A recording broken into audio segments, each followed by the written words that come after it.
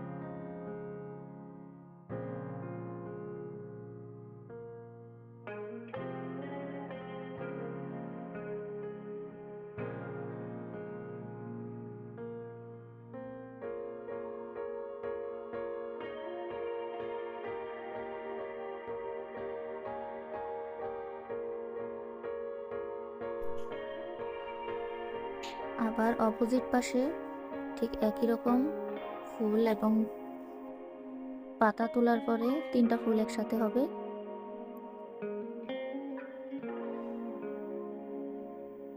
এই ৩টা ফুল একসাথে হওয়ার পরে এগুলোর মধ্যে আবার আমি সেম ভাবে পাতা তুলে দিব। প্রথমে একটা করে দাগ দিয়ে দুই সাইড থেকে, দুই কর্নার থেকে চিকন চিকন দাগ দিয়ে দিব।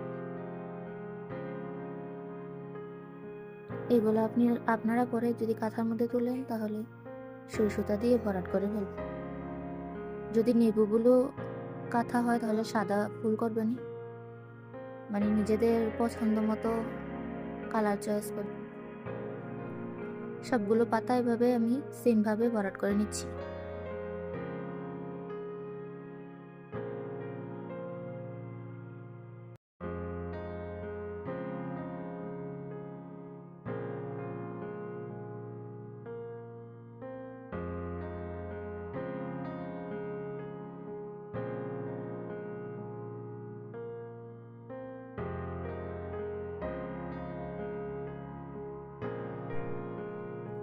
তারপরে কর্নারগুলা আমি এরকম লতা ফুল দিয়ে পূরণ করে দিচ্ছি।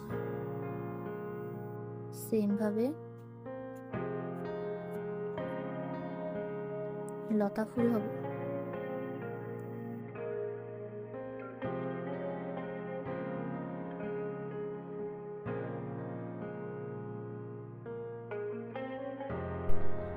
সেম ভাবে এই কর্নার থেকেও এইভাবে লতা ফুল তুলে দিচ্ছি।